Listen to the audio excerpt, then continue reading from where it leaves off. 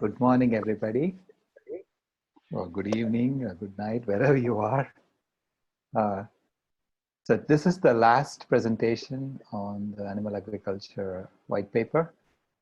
And today I'm just going to look into the IPCC reports and the miscalculations in the IPCC reports.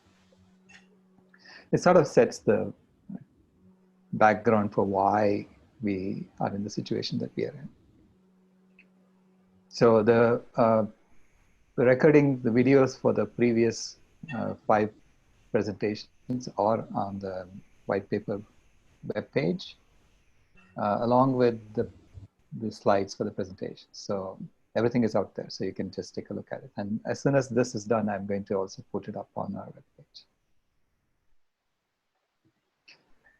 So the 4 miscalculations I'm going to talk to you about is, first is the airborne fraction of CO2, how we calculate the impact of CO2. And the second is the global warming potential for methane and the impact of methane versus CO2. And these two together change the way we deal with climate change. So it sort of frames it differently, the way the IPCC has done it. The third is the land use change, and I'll show you how the land use change is being massaged in the IPCC reports. And finally, it's just this industry propaganda being put in the IPCC reports. So basically, industry people are co-authors of IPCC, and I'll show you that too. So the first is the CO2 airborne fraction. Okay. Now, CO2 is special compared to the other greenhouse gases because in CO2, there is a huge natural annual cycle happening. Okay, and what we human beings do is something added to that.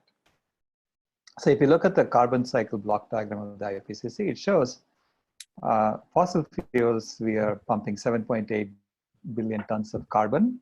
So this is carbon, not CO2. Okay, 7.8 billion tons of carbon and 1.1 billion tons of CO2 from net land use change. I mean, actually carbon from net land use change. So total is about 8.9 billion tons of carbon. Okay, that's what we are doing. Then the natural cycle is 123 billion tons of carbon coming in, 118 going out through photosynthesis. So this dwarfs the human contribution, right? And so that's on land. Another 80 gigatons and 78 gigatons is going up here from the ocean. Plus 20, that's what, 60 plus 20 is what we've added. So if you take the two together, there's like 200 billion tons going up and down every year. Okay, so our 7.8 billion tons and 1.1 billion tons are on top of that. So if I had to put it together, you'll see the 7.8 billion tons from fossil fuels that we're pumping into the atmosphere, that's carbon. 1.1 billion tons of carbon from land use. And the natural cycle is 198 billion tons up and 203 billion tons down. Now, what the IPCC has done is this 198 billion tons, they have broken this up into 198 billion tons for the natural cycle, plus 4.9 billion tons is extra, okay? And this 4.9 billion tons, they are assuming it's entirely due to human causes. That the natural cause, the natural cycle is perfectly balanced. And it's only the human contribution that's doing this. Now, as an engineer, I know that there is nothing that's perfectly balanced. Nothing is perfectly balanced. So there are always going to be ups and downs, right? So, and especially in this natural cycle, this annual cycle, the short cycle carbon, we are contributing to it by raising animals. We are contributing to it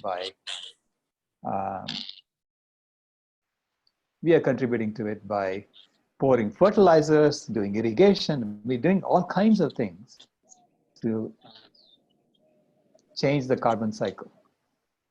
Okay, so we cannot assume that that annual short cycle carbon is perfectly balanced. In fact, if any engineer in my team would say something like that, I would tell them to go away, you know. So in any engineering project, we never assume anything is perfectly balanced. We actually have to go and analyze what is the imbalance in that, and how do you account for that on an annual basis. So this is where the discrepancy comes from. The assumption that this entire 4.9 billion tons is caused by the fossil fuels that we have added. And so therefore, all of this has to be counted as the CO2 emissions into the atmosphere, even though the atmosphere is only holding 4 gigatons of carbon extra per year. Myra, is it possible for you to mute? Thanks. Okay. So to test whether this is true or not, is this true? Is the short cycle carbon balanced? You have to create an experiment, formulate a hypothesis, devise an experiment that tests the hypothesis against reality, and then evaluate whether that matches your expectations. And I've shown this before. Basically, if you say that this short cycle carbon is completely balanced, perfectly balanced, and this entire airborne fraction is caused by just human causes, then as we increase the amount of CO2 that we're emitting into the atmosphere, the airborne fraction should increase. Because the airborne fraction you're assuming is caused by previous human contributions to the atmosphere. So that didn't change. So which means that the amount that is being sequestered should be the same. Okay, it's just a function of the past. And that being the case, I expect the airborne fraction to. Hitesh, can you please mute? Sorry. Yeah. Okay. So we expect the airborne fraction to increase as the rate of CO2 emissions into the atmosphere increases. And what we see is the exact opposite of that. Okay. In reality, what has happened is, if you look at the airborne fraction, that's in blue, it started decreasing starting the year 2000, even though the CO2 emissions, the rate of CO2 emissions increased. So this is the opposite of what we expect. So this proves that some of the sequestration that's happening is due to short cycle carbon, not because of the long cycle carbon, not because of human emissions. So which means the amount of CO2 that we have to count is less than 100% of what we are emitting. Okay, so and we don't know exactly what that percentage is, but we know that it is greater than the airborne fraction, so which is 45%. So it raises a couple of questions which haven't been answered. What is the annual mismatch in the short cycle carbon? Okay, and depending on that, how you answer that, then we know how stable is the CO2 in the atmosphere. So what it's actually showing is that if the airborne fraction, most of it is coming from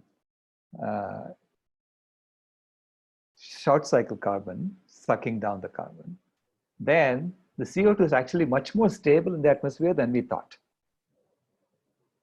So that means that we have to do more to sequester the CO2 by bringing back trees and forests, because the CO2 is much more stable in the atmosphere. So this changes how we look at climate change. So the fact that the IPCC has completely ignored the annual mismatch in the short cycle carbon just makes our conclusions incorrect. And what we do on the basis of that, it's not correct.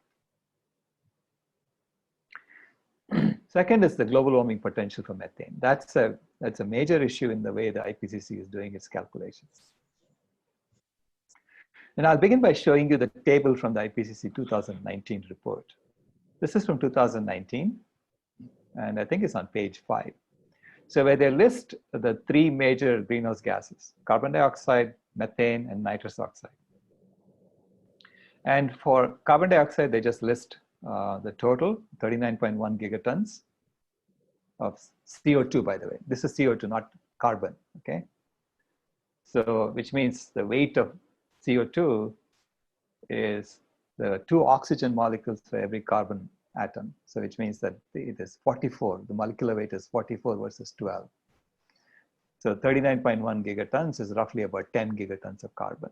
Okay, so 39.1 gigatons of CO2. Then methane, they calculate the methane to be 363 million tons of methane. Okay. And they say the equivalent of that is 10.1 billion tons of CO2.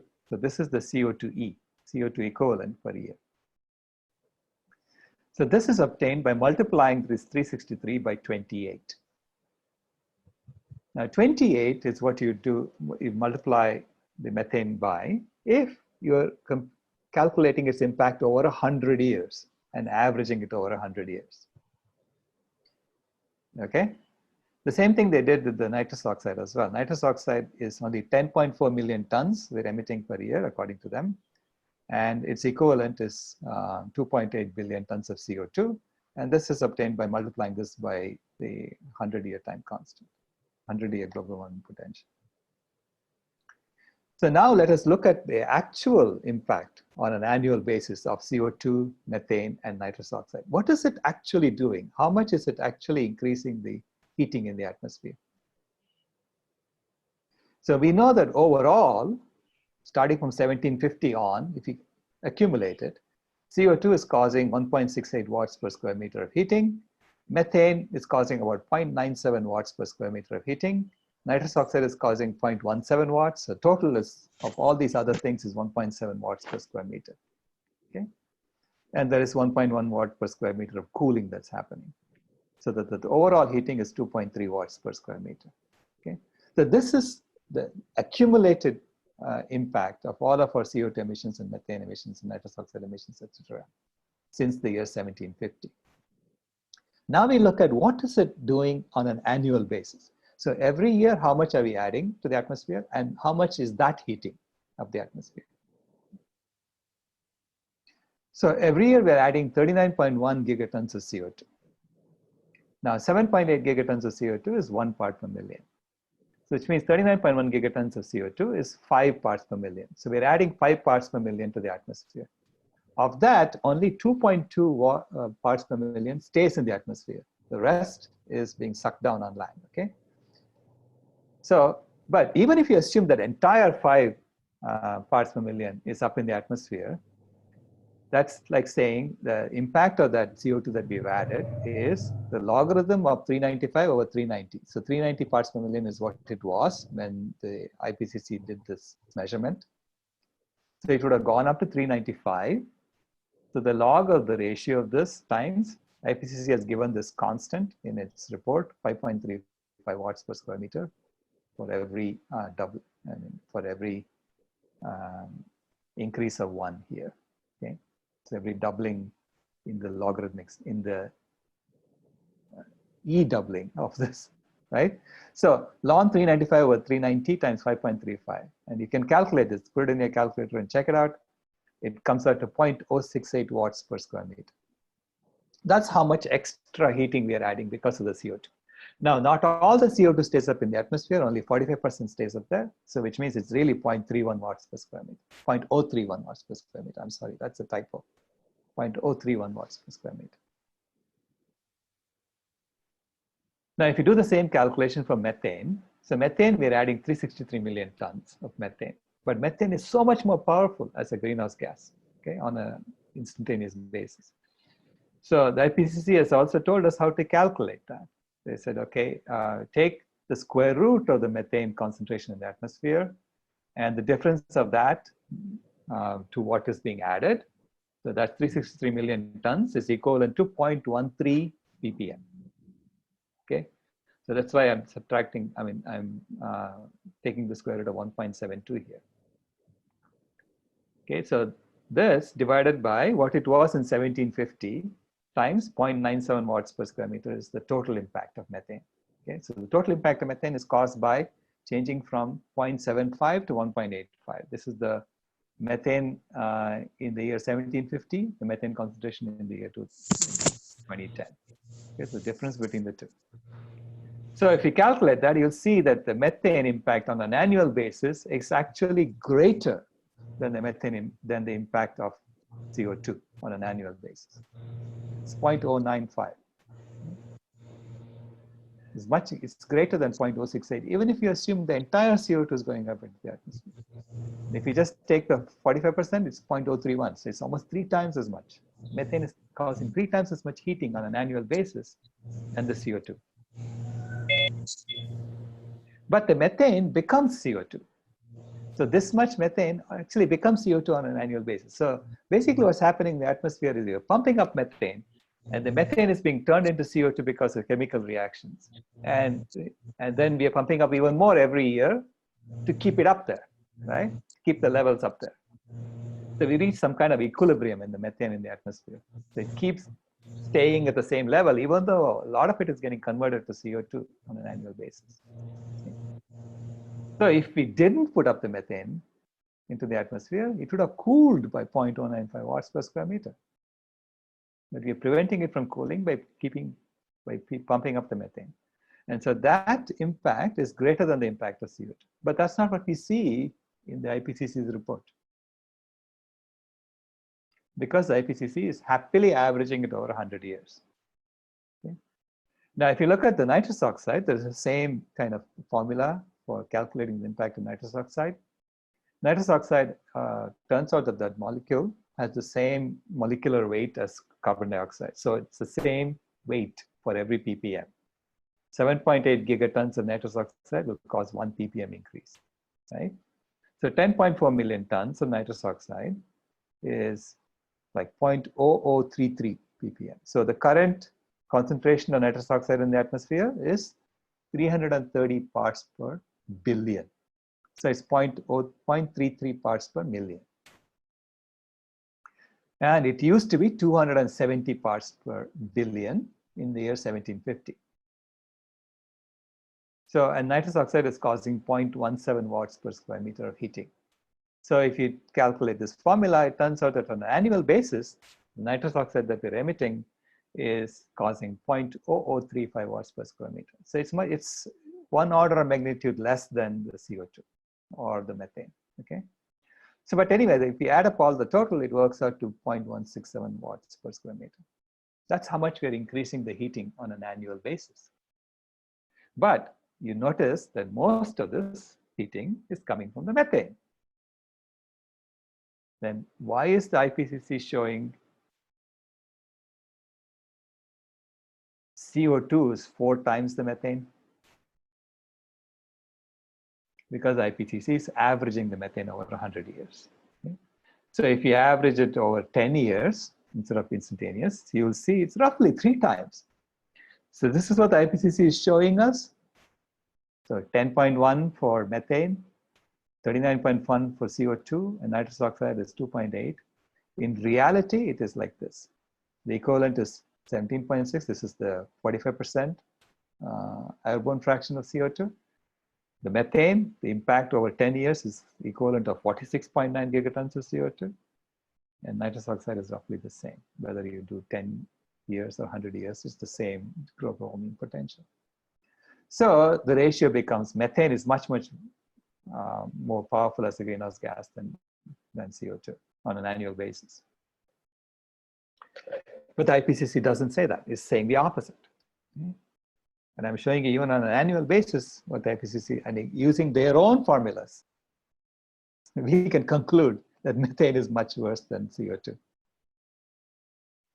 Third is land use change. And I'll explain to you why all these discrepancies are happening when I get to the fourth one. Okay, so third is let's look at the land use change and how they're treating land use change. So they show in the reports that 37% of the land is being used just to raise animals. Okay, so this is 46 million square kilometers, and cropland is 13 million square kilometers. So this shows you that most of the land is being used for animal agriculture and grazing land, and most of the food is being extracted for that purpose. They show that.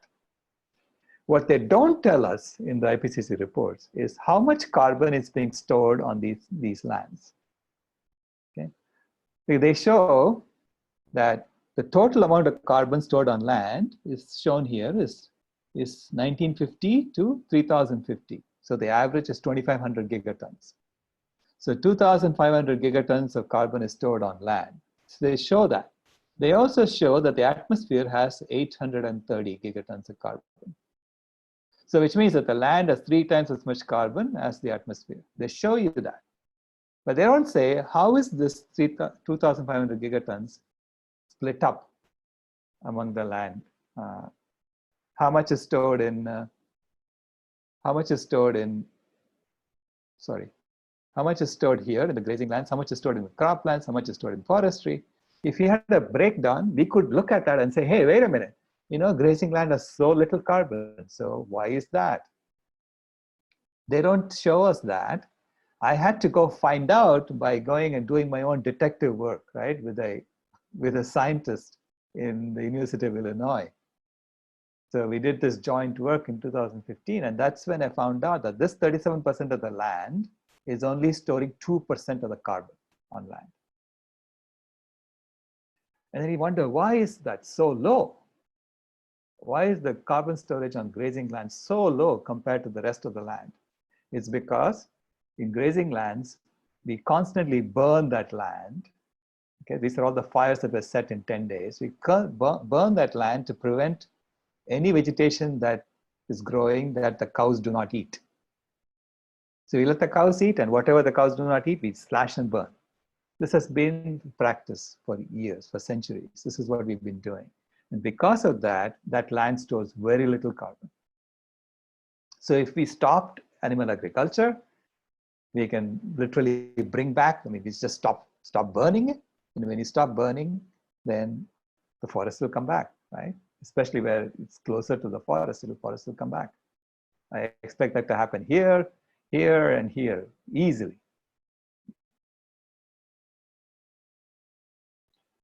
So then you look at why are they so biased against animal agriculture? Why are they pointing us away from it, desperately showing us that something else? And it turns out because they have industries embedded in the IPCC. So they're basically an industry propaganda arm. And you can deduce that by just looking at the list of authors of the IPCC, and you'll see Mario Herrera. I only highlighted him because he's the lead author of the FAO reports, and he is employed by the International Livestock Research Institute. So you see, I haven't looked through all of them, but you see industry people sitting here as co-authors of the IPCC. So this is essentially the industry trying to give us, a different story, just like what they were doing with smoking, right? They tell us, this is not the root cause. Look over there. Okay? This is not. So unfortunately, this is built into our system. We have to really figure out who is telling us the truth, who is not telling us the truth, based on who is paying them. Because that's the system we have today. So to me, it's a little bit like this. We keep doing this over and over, and then we wonder why we have a headache. So we need to stop the entire system of how do we fund our science, how do we fund our research. We have to look into this and make sure that it is unbiased.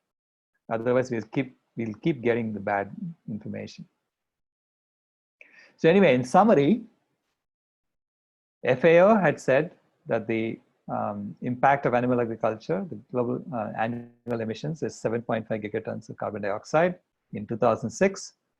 And they broke it down to 9% of CO2 emissions is for animal agriculture, 65% of nitrous oxide, and 37% of methane. Okay? And they used a global warming potential of 25 for calculating the impact of methane. And that's over 100 years.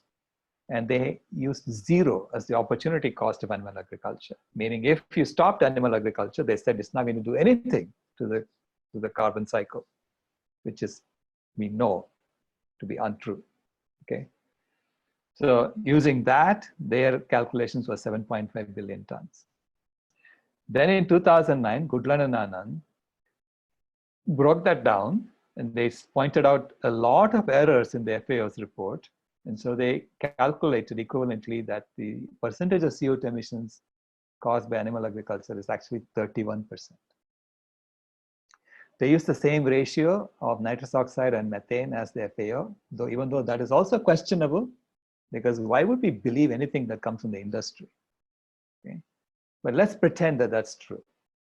So then it's the same 65% and 37%. And then they used a global warming potential of CH4 of 72 over 20 years. And this is how they came up with, and then they added an opportunity cost of 11.5 gigatons of CO2 for the land use. If you stopped animal agriculture, you can actually sequester 11.5 gigatons of CO2 per year, is what they calculate. So that's based on the breathing contribution of animals and from the biofuel component that they calculate. So their grand total came out to 32.6 gigatons of CO2e, which was greater than 51%. And this created a big ruckus, and people were, and the industry especially was sending people out there to discredit Goodland and Anand. And then the industry actually, they had a debate. So I showed you the debate that happened in the Animal Feed Science and Technology Journal. And at the end of the debate, the FAO scientists actually declined to continue the debate. So basically they lost the debate. Despite that, they went ahead and created another report in 2013 in which they doubled down on the errors that they had made in the first report. So they used, again, 0 as the opportunity cost of land use change. They calculated now that the percentage of CO2 emissions for animal agriculture is only 7%. And because by this time, the land use change component had declined, so the percentage declined. They used the same percentage for nitrous oxide and CH4, and they used the same 100-year time frame for GWP, for methane. And that's how they came up with 7.1 gigatons of CO2e, and that's the 14.5%. So I consider 14.5% as complete garbage. Don't ever use that number. So in the white paper, what we did was use the same ratio for CO2 emissions for animal agriculture as in Goodland and Anand. Same ratio for nitrous oxide, same ratio for CH4 emissions. In fact, I didn't even change the GWP. I used the same 72. And it really doesn't matter. I mean, I show you why. This is why I used greater than. Because if you change the GWP, it just increases it beyond. And I used the opportunity cost from Searching Earth paper, okay? Because they did a specific calculation of the opportunity cost of animal agriculture. So, and I used the population of the world at that time, which was 6.9 billion. So that's how I came to 34.5 gigatons of CO2e. So that the calculation then becomes 55.6 gigatons, so which is greater than 87%. So this is how we concluded that animal agriculture is the leading cause of climate change. And that's not the story we are being told, because the industry has taken over the IPCC's reporting. And what I feel a little bit insulted about this whole thing is that they think we are so stupid, because it's so deliberate and transparent to what they're doing. They even have the names there, so you can even look it up and see that it's the same people. The people who are employed by the industry are authors of the IPCC. So anyway, thank you very much. I'll throw it open for questions.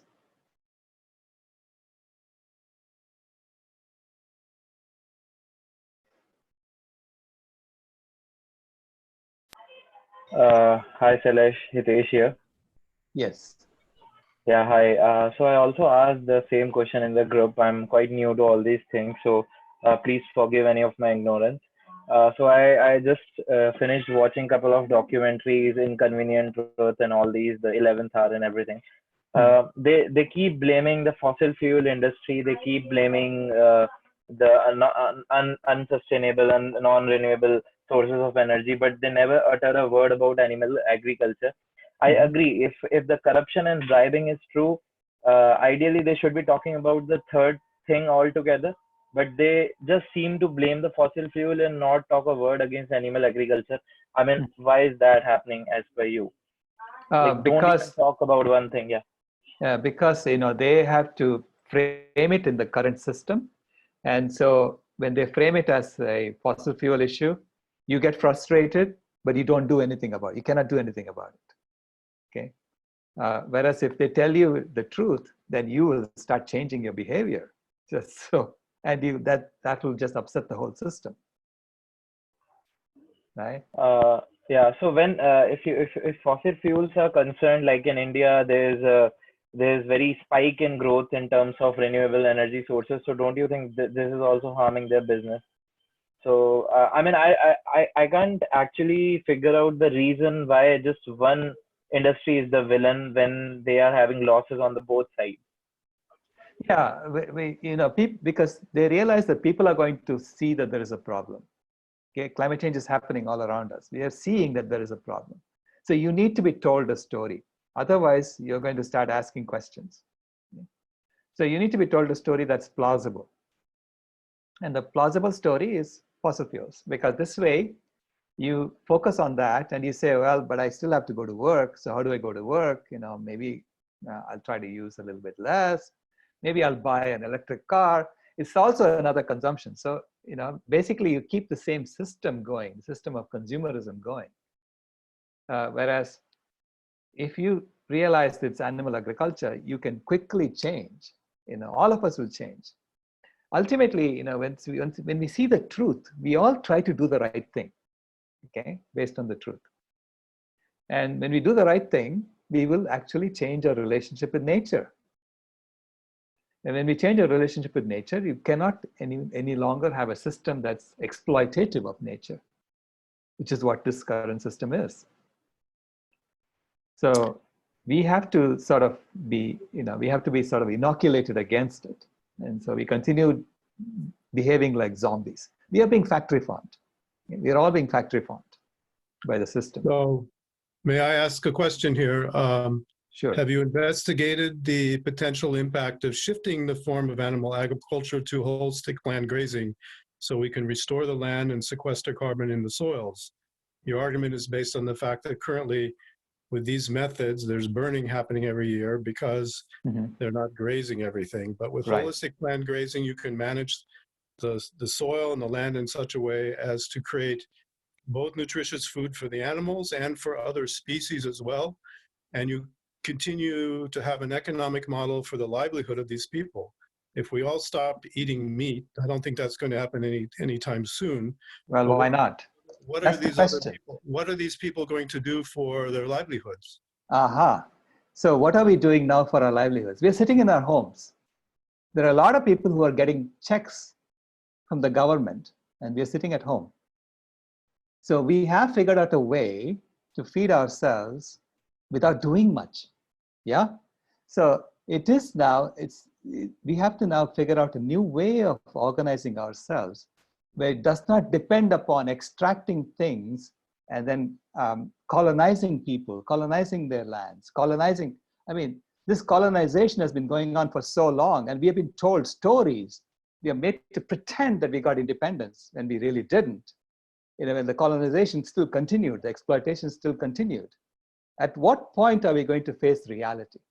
Okay, holistic land management, by the way, it's like saying, okay, the cows didn't eat that, so let it grow, okay? So which means there'll be less for the cows to eat next year and less for the cows to eat next year. So which means that you will need more land to raise the same amount of cows. No, that's not at all what holistic land grazing is. Well, that's exactly what it is, okay? Basically, you will need more land to graze the same amount of animals because you're now sharing it with other beings. You can raise 2 to 4 times as many animals because the land is much more productive, well, and carbon is being sequestered. So look at the report from White Oak Pastures, and you'll see that for every pound of hamburger you eat, you're putting 4 I forget what the unit is, of carbon into the soil. So there are Right. methods that can be used to manage the land in a way that is beneficial for everyone. That is, well, that's not what the science is showing, okay? There are some examples that people show and say, but there is no way to scientifically validate any of that. So No, we're far, collecting, holistic land management, to me, it is a matter of saying that. There are increasing numbers of peer-reviewed papers. We're collecting them on our website at Biodiversity for a Livable Climate. In the compendium, we're issuing every 6 months. There are growing numbers of people that are practicing these methods and sequestering huge amounts of carbon. Good for you. Okay, I mean, if you can increase the number of cows you're raising on the same amount of land by a factor of 4, hey, you've found a way to make money out of nothing. Go for it. Okay, but I don't buy it. I am not interested in buying that. Why? Because it is the same system of exploitation that you're continuing. Okay, the same relationship with nature that you're continuing.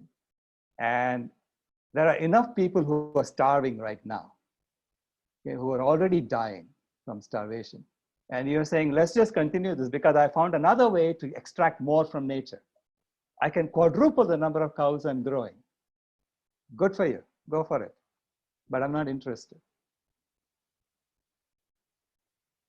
I recommend you take a look. It's not quite as simplistic as you paint on either side, so. Yeah.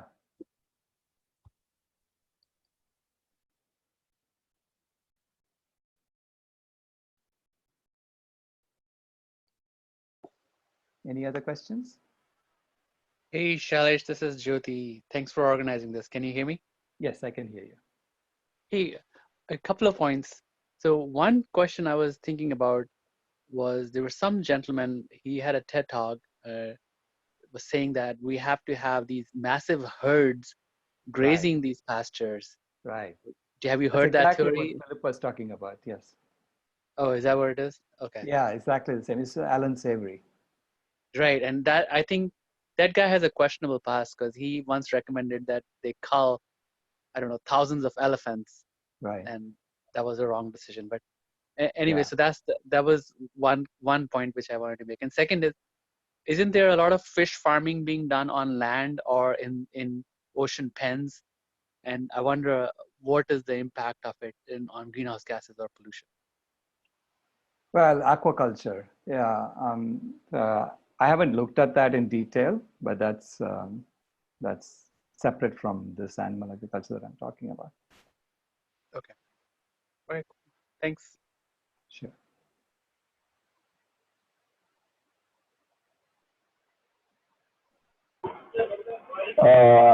So Dr. Shailesh, this is Hitesh again.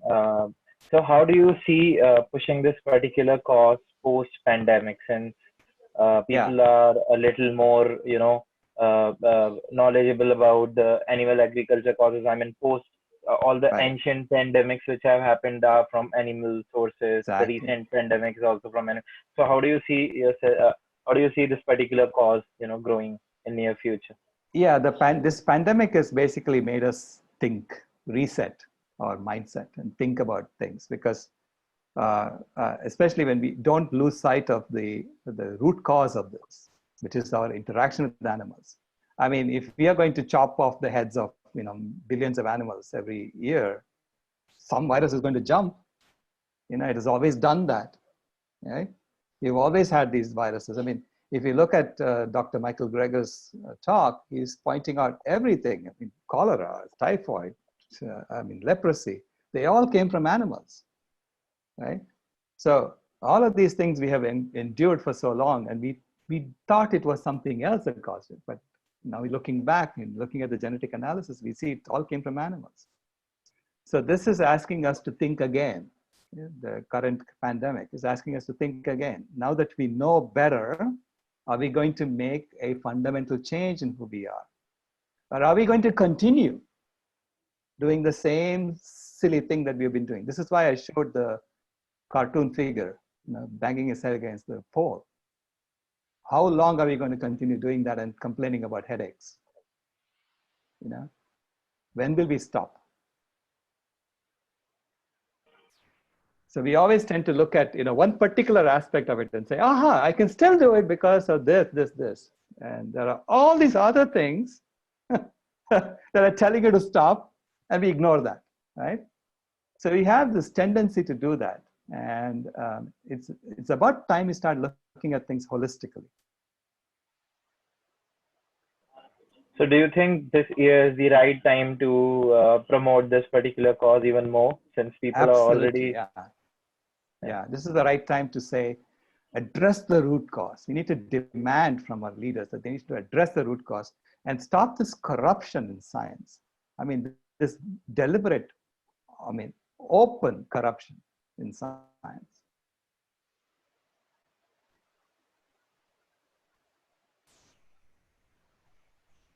Dr. Rao, Yes. this is BJ. You may have heard Marion Nessel worked for the USDA as an editor, and Will Tuttle reported on it and said that, well, in her book says that she was told to edit any way you want to, but no matter what the science comes in about meat, don't put that in there. If it's negative about animal agriculture, you can't have that in there. Edit it out. Right. And so I'm wondering how specific you've heard from the IPCC, or is it more that pressure, that these governmental officials feel of not offending certain groups?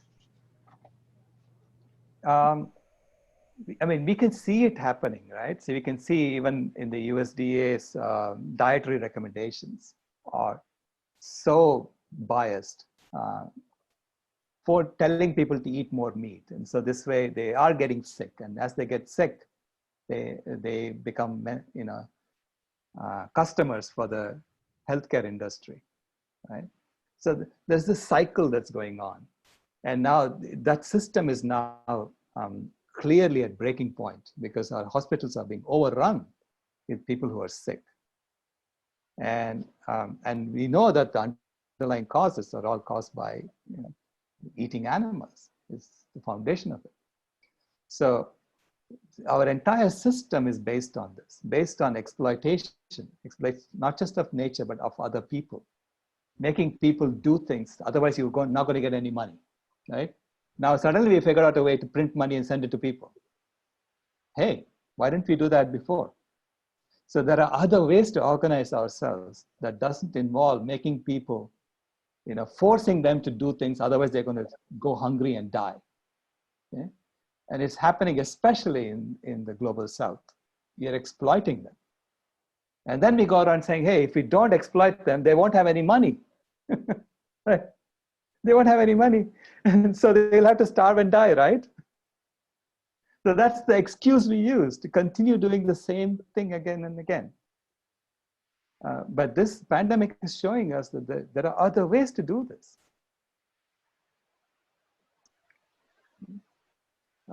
People are we'll be sitting at home for months now, not just 1 month. I don't think we can just open it up and go off and expect the virus to just stay put.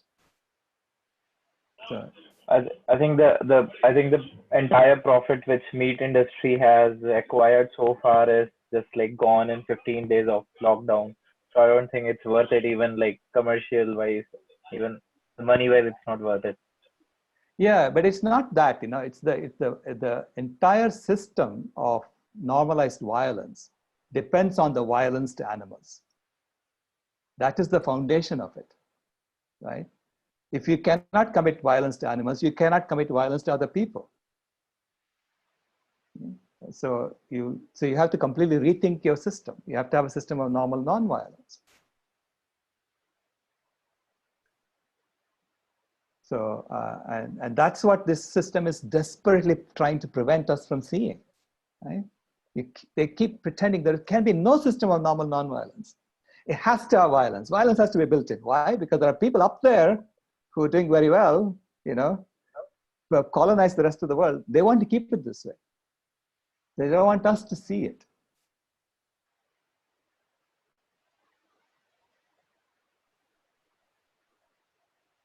So it's everything is built into it. It's not just science. It's the social justice. It's it's politics. It's one big system, right?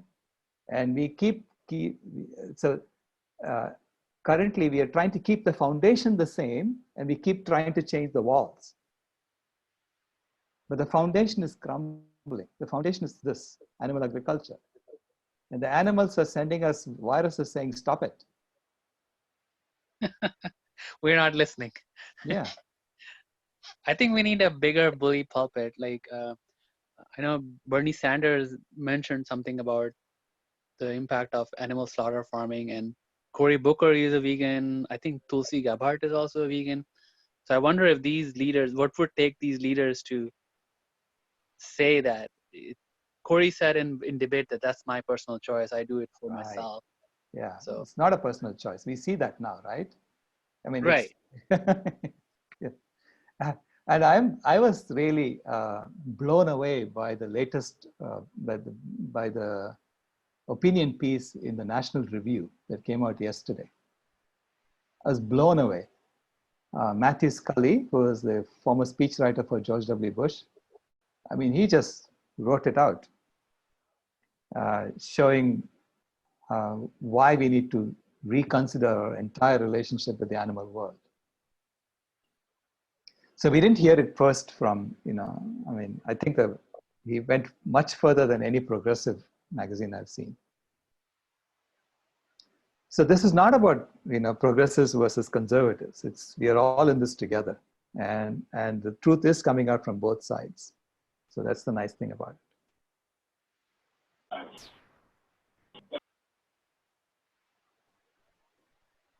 So the question needs to be asked, who is going to bell the cat? Oh, we have to. It's us. It's the people who have to bell the cat together. That's a good point. Yeah. And we see that we can do it, right? So this is a moment of us being put in a cocoon to think about things. Do we want to go back? Or do we want to go forward? Right? Do you want to go back to the way things were? Or do you want to change things when you get out of this cocoon? Is the cocoon for the caterpillar to return as a caterpillar? Or is the cocoon for the caterpillar to become a butterfly? So, and I'm sure the caterpillar is trying to come back, they're trying to open it up again, but it's not going to work. I have a question I can go with. When is that? Sure. Yeah, the 20% and 100%, and how a standard can be established for the IPCC, like why they keep changing the 20 or 100 according to the convenience. Is there any the 20 year versus 100 years. So they say, they give you numbers for 10 years, 20 years, 100 years, and so on. And then they keep using just the 100 years in the summary, right? So it's like, if you keep using 100 years for the summary in the summary, and then most people only read the summary. They don't go into details. They read the summary and they say, oh yeah, methane is much smaller than carbon dioxide. Okay. But if you go into details, you realize methane is so much more powerful. It's much more powerful than even CO2. Okay. But as soon as we say methane, people associate that with cows.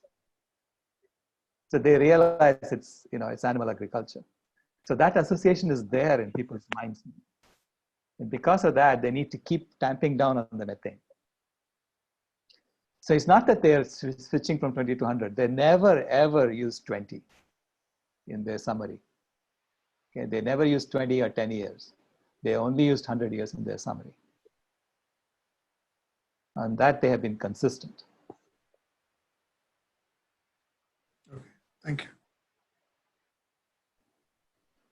I think Sarah had her hand up, and then Duncan. Yes. Hey, I was just replying to Philip when he was asking me, what's the white paper? And I was just like, yeah, okay, here's the white paper. So Okay. I just gave them the link to the white paper because I think that everybody on here, you know, I just think that they should read the white paper. You know, Right. Thanks. it's kind of what we're discussing, right? Right. Yes. Yeah. And I mean, just, you know, nothing negative against Alan Savory, but Alan Savory just, I wouldn't be even looking at him as a source for anything. 0%. Mhm. 0% accuracy from Alan Savory. Yeah. There's just no reason to revisit all of this old ways. We're going Right. to normalize compassion. We need to stop trying to justify normalized violence. There's no justifying violence. Period. Thank you, Sarah. Yeah, that's all I have to say. I don't want to hear about regenerative, putting this Philip saying that putting the carbon back into the earth. No, Philip. No, Philip. Read the white paper, Philip. That's all I have to say. Thanks. Duncan? Okay. Just some clarity really regarding methane, because we know that its effect is somewhere between 50 and 100 times that of CO2.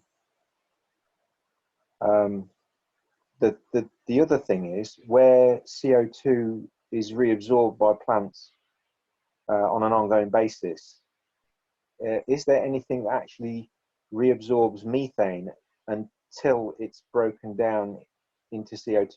You know, is anything absorb it before it breaks down into CO2? Yeah, there is. I mean, there is a natural methane cycle as well, but it's much smaller than the anthropogenic cycle. That what we are doing is overwhelms the natural cycle. But I haven't looked into how methane is absorbed, so I don't know. But I do know that it gets converted to CO2. Right. If it's a compound effect, that its potency plus the fact that it isn't easily reabsorbed in the short term is the fact that just how powerful it actually is at the moment. Right. So it is actually over 130 times more powerful than CO2 on an instantaneous basis. Okay, because it not only causes the radiation to be sequestered, but it also creates more water vapor high up in the atmosphere. Okay, and water vapor is also a greenhouse gas. So it kind of compounds its effect by doing those things. So if you look at the IPCC's calculations, they're showing, I think it's 130 for a 10-year time period. Okay. Okay, so that's including all of the cloud vapor effects and so on. Yeah. So you'll see that the impact of methane has kept increasing over time. As we do more and more research, we see, oh my God, it also does this. Oh my God, it also does that. You know, so, yeah. So it's gone up. I've noticed it gets higher and higher. Right, it goes higher and higher. It's gone higher and higher. Yeah. Thank you. Sure.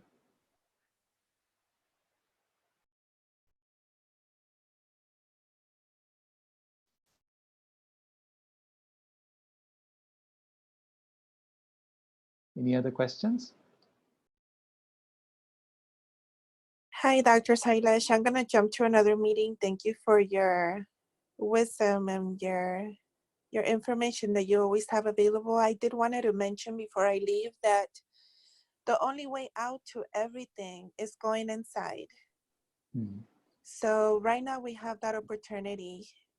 We have access to the internet.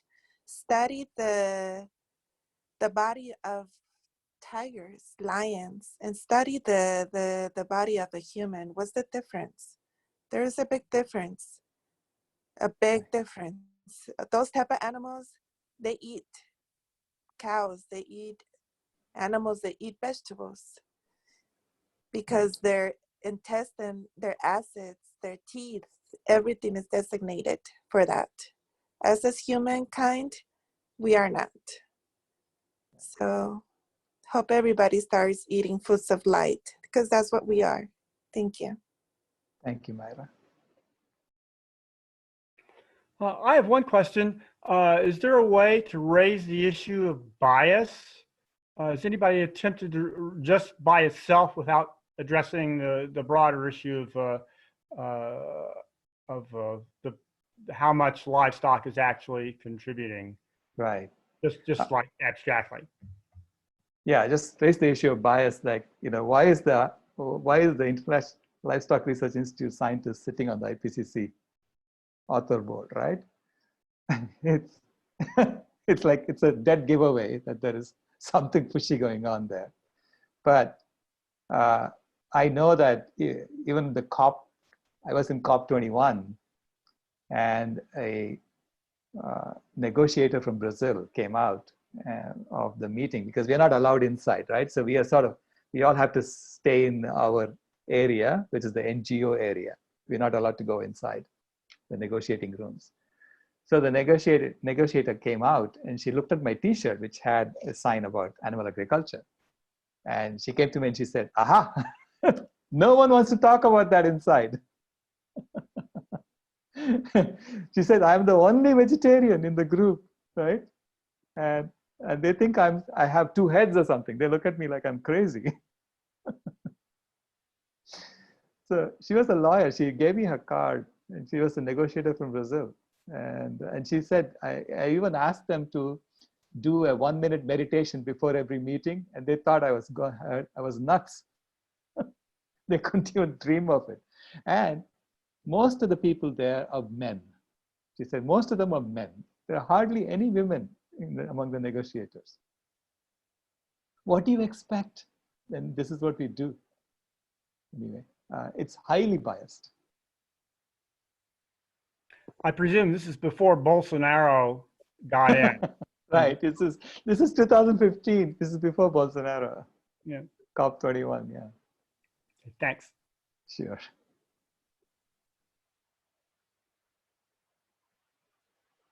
One thing I would like to know is why Greta is not promoting, I mean, she's a vegan, so credit to her and credit for her leadership, Right. but why is she not proposing cutting down of animal agriculture?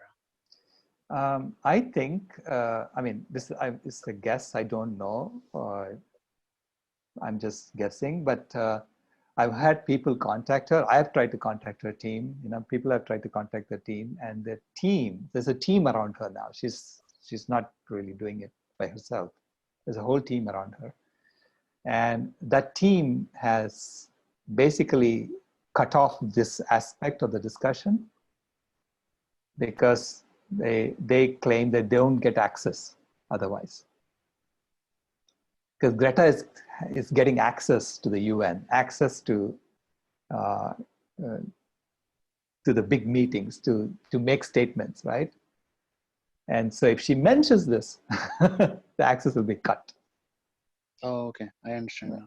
Right, so I think that's the part of the problem, because ultimately the access is determined by the people who are running the system. And so they dictate what can be told and what cannot be told. And so the foundation of any system, any system to be stable will make sure that its foundation is not touched. Right? And the foundation is animal agriculture for this system of normalized violence. You have to be able to commit violence on animals, otherwise the whole system falls apart. Which is why we have a responsibility as a community to specify and create a system of normal nonviolence. And put things in place that people can see it, people can actually feel it, people can actually taste it, test it. Otherwise, we don't have a leg to stand on. We need to build that base, that foundation of normal nonviolence. And this is why we do the work we do at Climate Healers. Because once we have that foundation, then we can build things on top of it. You can have walls, you can have the foundation itself is violence, then there's no point in changing the walls, right? Which is what Bernie Sanders and all those people are doing, trying to change the walls. Duncan has a question, Duncan Law. Okay. Yes, just wanted to comment on something Sure. regarding what you were saying about the animal agriculture and infections. We know that normal flus and influenza, more than 1 billion people a year are actually suffer with that in some form. But what this current supposed pandemic, it's worth watching the latest videos on Pam Popper's YouTube channel. I don't know whether you've seen Pam Popper's videos, but she's analysing the data regarding the COVID-19, basically showing that the figures do not warrant a pandemic. So she doesn't know what's going on, but it's worth seeing that, because she's basically putting forward all the data that's easily accessible to show that we aren't actually in a pandemic at the moment. I'll take a look, but I do know that, I have friends and relatives in the healthcare field.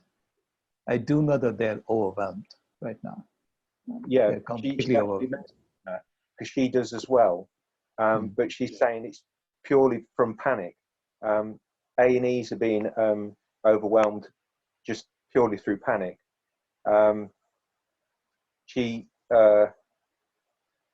Well, something that I've been looking at as well is basically the research that's gone on the last few weeks at Cambridge and Oxford universities regarding the diagnostic testing for COVID-19, and basically it doesn't work.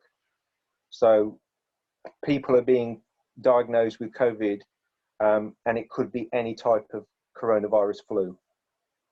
And we know that 1 billion people a year get the flus anyway. So yeah, I'll take all of that with a large pinch of salt at the moment, especially with regards to the diagnostics. Okay. So I just wanted to point that out. Yeah, there are lots of stories coming out about COVID-19 that we need to sift through to understand what's really going on. Well, thank you for that input. Okay. I have a question, or a, yes. kind of a comment. I guess it's a question. No matter what our philosophy is, like my philosophy is the nonviolent one, but if one is believes in the patriarchy of violence and domination over animals, no matter which our philosophy is or in between, it seems like climate change and the decimation of wildlife is going to continue unless we adopt or pay attention to this this white paper that you've done, or this where the problem is. Isn't that correct? It's not really, I mean, our philosophies come into it because we see the connection, but even if you don't have that philosophy, where will we go? Right. Yeah. Basically, what you're saying is that the heart is telling you something, but the head is also telling you the same thing if you look at it dispassionately, right? Right. So it's the head and the heart coming together and saying, yeah, this is the only way out. Thank you for that. Dante Mohammed had a question.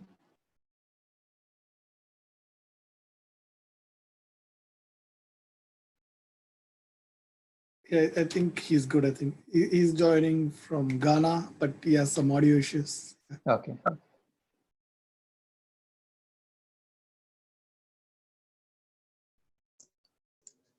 Yeah, hello. Yes, I can hear you. Thank you. Good afternoon to you all. Good afternoon.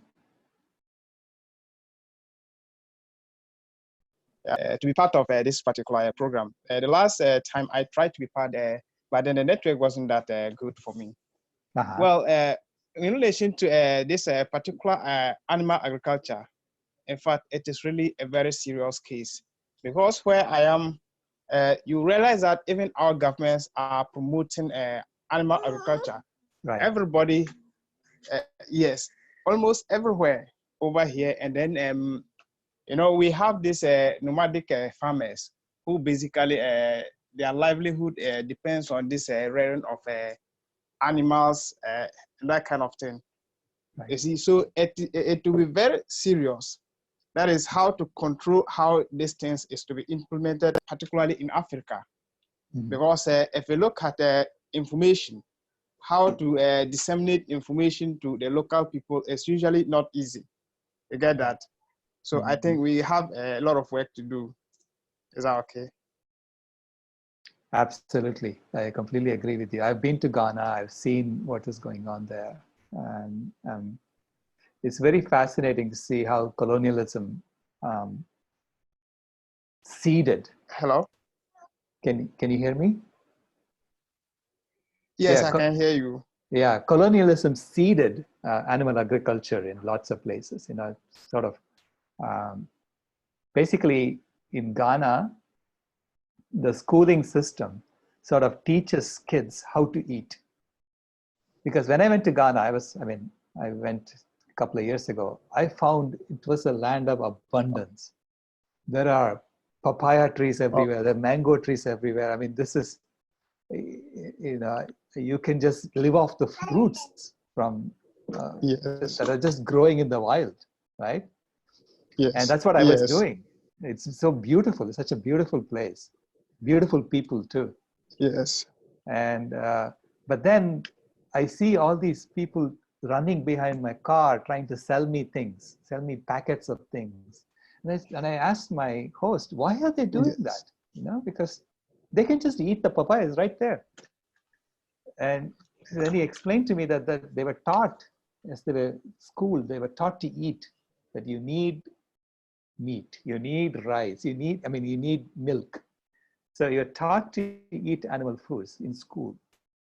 And so people were doing this just so that they can get some dairy and meat to eat. Yeah, it's really crazy. So that schooling system basically teaches us habits, teaches us the wrong, bad habits. This is why the schools are also influenced here to give this kind of food. So they have school lunches. And who is supplying the school lunches? Well, the industry shows up.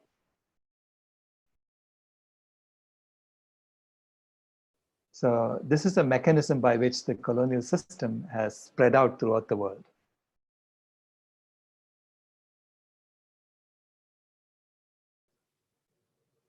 Okay, thank you. Thank you, Dante. Thank you for that question. Salesh? Yes. I can talk to that really specifically. I'm a documentarian in California, and the documentary we are working on is about the Future Farmers of America programs in our high schools, where they teach the kids to slaughter animals that they raise on campus. And since the schools shut down, what we're doing this week is following transport trucks to quarantine zones, because the kids had to abandon their animals on campus and take them to specific places to sell them off in auction and slaughter them for rapid meat consumption. So your work, this is just a thank you. Your work has been really valuable for the environmental section of that documentary. And as part of just a very small community of what we do here in LA, I can say to Hitesh, who was asking earlier why Al Gore had the philosophy that he had at the time, because I was there, he owned cattle ranches during the making of An Inconvenient Truth in Texas. There was no hiding of that whatsoever. And to the question about why can't Bernie and other, I met Cory Booker, I talked to Cory Booker, and I saw Bernie's campaign staff, and I can tell you that Bernie, the first state that we vote on in the United States is the Iowa caucus. It is what determines whether or not you can be a candidate in the United States in the first place. And in order to win Iowa, you need to be prepared for the Farm Bill. And so Bernie wasn't going to win Iowa if he came out yelling the way Booker did and said, we need a vegan future. But when people say, we don't think everybody's going to veganize immediately, that's fine. the math, we have data for that too. We have 16 million new vegans over the course of 5 years. That means we moved from 0.9% in our last polling to 1 year ago, basically 6% of Americans saying that they're vegan on different levels, and the sociological tipping point is 10%. So regardless whether anybody magically turns vegan overnight as a culture, what we can say right now is that the sociological progress we have right now represents a vegan tipping point in 20 years. We're trying to move that line, that time horizon, closer to ourselves. Right. More efficient systems. Awesome. Thank you for your work. Yeah, you're enabling it. I'd love to show it to you before it comes out. If you'll take it, I'll take it. I would love to see that. Thank you. I would really appreciate if you share the documentary details, Cindy. Oh, yeah. Sure. Well, okay. I will say that this documentary that will have a half an hour on the environmental impacts of animal agriculture from a global perspective is called So Give Me an F. And it will be, you'll be able to see each little piece that we put out at sogivemeanf.com. It's primarily from the students' perspectives who don't want to abandon their animals to the system. But to cut myself a little bit shorter there, I should just give this particular group, because you're interested in research, one citation, which is to say, when Dr. Rao says that violence toward animals is mandatory for violence toward people, there actually is a sociology doctorate, a criminal psychologist professor who dedicated her graduate thesis and her master's and then her doctorate all to that concept. And her name is Kimberly Costello. She's Canadian. And so if you look up Kimberly Costello, what you're gonna find is basically the first researcher who lived in a world where you could study a group of children who were never taught to otherize, who were never taught to, that the animal is owned by them in a form of dominion, versus groups of people who were taught otherization. And as she's able to track them as they grow older, what we find predominantly is that in order to exhibit more traits of racism or social dominance orientation, you must be taught that the animals are less than in order to dehumanize others. So Kimberly Costello is the best doctor for that mentality. And that plays a lot into what Philip was saying, which is basically to try and be as polite as possible about it, looking for better ways to do the wrong thing, looking for ways to avoid efficiency the way NASA did in the 70s by building a gravity neutral pen rather than just stopping worrying about the ink and doing what the Russians did and using a pencil in space. And so, like, if you look at the way you can build a bigger, better, more complicated system to kill cows regeneratively, when letting go of the idea of a jobs-based philosophy, which is very much a capitalist thing. Right. You look at if you look at Scandinavian countries, the way they rank themselves on the international happiness indexes is by successfully becoming jobless, is by looking at one job in a household as able to let the other members of that household stay home and educate and create art.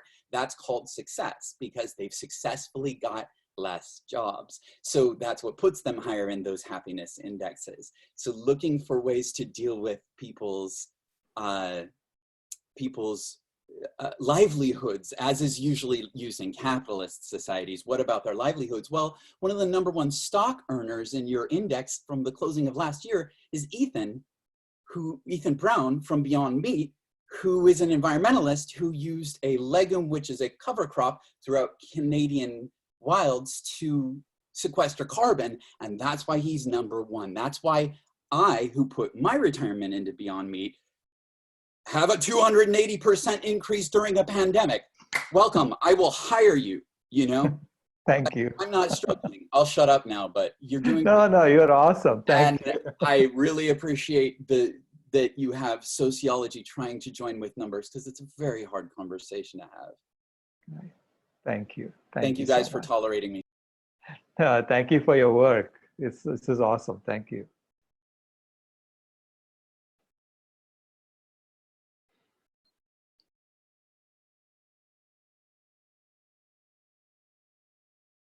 Well, yes, that was amazing, Cynthia.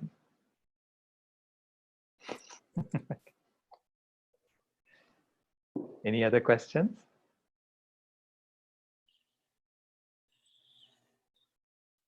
If not, thank you all so much for joining me. It has been an honor and a privilege to speak to you. And thank you for listening. It's Thank very you, Dr. important. Shailesh. Yes. Bye. Bye. Thank you, Sarah. Bye, everyone. Bye. Bye, everyone. Good day. Bye.